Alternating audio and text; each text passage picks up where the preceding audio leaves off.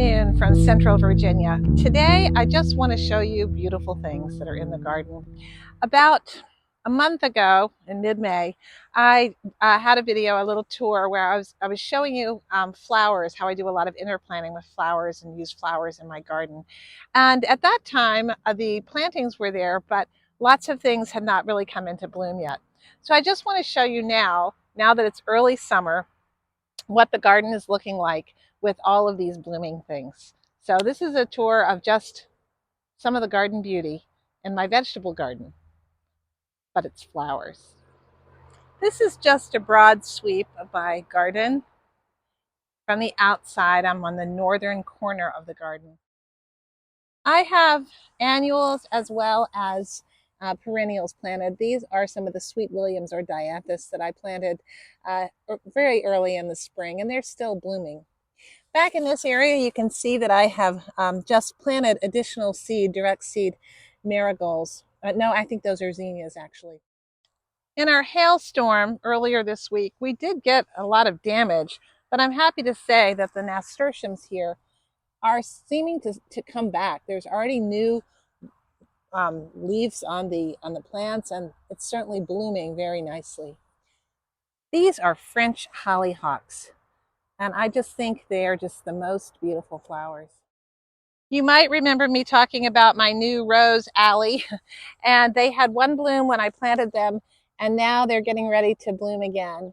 They have put on some nice growth since I planted these in, I guess it was April and May. I did the plantings here. This sunflower is a volunteer, and it is well over, I think, a good 11 feet tall. It's just huge, and it's starting to come into flower. One of the things that I really like about this sunflower is that it is always full of birds. The goldfinches are just crazy about coming to visit. Here are the Gerber daisies. This is the passion flower vine growing up this hops tunnel. Still doesn't have a single flower on it. All of this growth. I really don't know why it has no flowers on it. It doesn't make sense to me. Maybe some of you have experience growing passion flower vine. But I'm kind of alarmed that it's got all this growth but no flowers. Maybe they'll come later. Now this is one of my very favorite things. And just look at how they are just exploding. And so many little pollinators are visiting, little tiny bees and things. They're two different varieties. I didn't realize that when I planted them. One has this kind of ruffly feathers or petals, and the other is what I more traditionally think of as a black-eyed Susan. I am super happy to report that Audrey now has flowers. And Audrey seems to be growing straight up now that we posted her and helped support her. So far the Audrey support is working, and Audrey is going to burst forth more in blooms like this. This is the base of the south side, the southern arch here at the southernmost edge of the garden on the near the fence.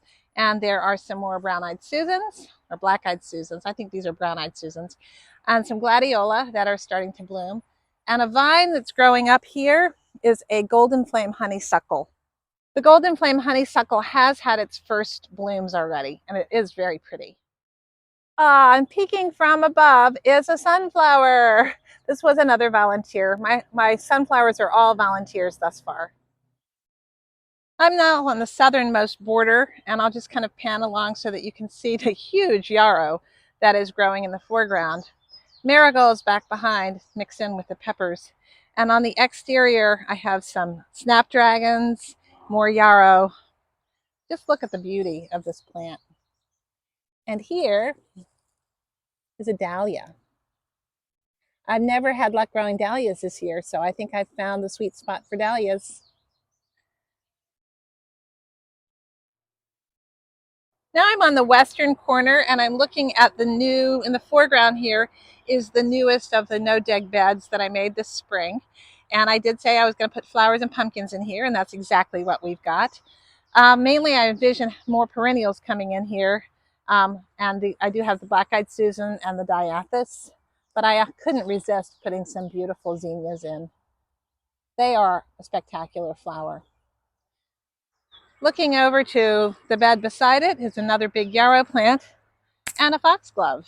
Now let me show you this. This yarrow, I think, is just a spectacular plant. The vibrancy of the color. Ah,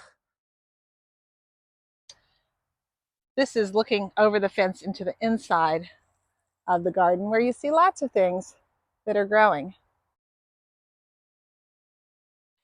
So I decided I would get in the shade of this wonderful, wonderful, wonderful sunflower plant that I have. You can see, there it is. I love putting flowers in my garden. I love putting flowers everywhere. But although this was really envisioned first when I started, I wanted to grow my own vegetables because I love vegetables. And believe it or not, here in this part of Virginia, there really are not that many farmers markets or places where you can buy fresh vegetables. So I began gardening the year before the pandemic in a small way. I was going back and forth between the city and the country. And then during the pandemic year, like many people, I started growing in earnest, and it just kept going and going and going. And although I was really wanting to grow a lot of food, I got interested in how do you keep things like rabbits and other critters out of your garden. And I learned a lot about the use of flowers and herbs in that during that time. And I just started interplanting them. And the more I did it, the more I just loved it. It makes me want to come to the garden, even on a hot day or a day that I don't really feel like doing much work in the garden. Coming and seeing the flowers just brings me such energy and such joy and pleasure. In this row that the Menard is peeking through, we also have a lot of calendula that's growing alongside the cucumbers and what was left of the lettuce. And over in the corner are all of those volunteer borage plants, a buzz with pollinators. Isn't it pretty? As I mentioned, on Monday this week, it's now Friday, we had a punishing hailstorm. And it did a number on a lot of the plants, but I'm happy to say that most of them seem to be in recovery at least. Hopefully they'll continue to recover. But one thing that makes me so happy are all these flowers. And this is a carrot that went to flower. These are marigolds. Most of these were self-seeded and I just let them go. Hey, bunny, get out of here, get out of here. That was mild-mannered me, yelling at a bunny. Yeah, a bunny in my garden, I'm not happy. Here are more calendula in full bloom. I think these are called snow princess. They're really Over nice. Here we have more calendula and we have borage, all sorts of things growing here, and marigolds and nasturtiums. Beautiful. Oh, I was not happy to see a bunny in my garden. These are those French brocade marigolds. These gladioli have been in here for a few years. This used to be the edge of the garden, the fence line, which is why they're just kind of sticking up in the middle here. They did take a beating with the heavy rains that we had, but they are still just gorgeous. And we have more calendula. You can see I have things interplanted everywhere in this garden. So I hope you've enjoyed this little flower tour of the garden. And I hope your garden is aflame, burst with beautiful flames of color, not flames of fire, but burst with color of flowers. It is a fantastic way to bring in beneficial insects, pollinators, and just joy and beauty. Hey, thanks for watching today. Happy gardening. Bye.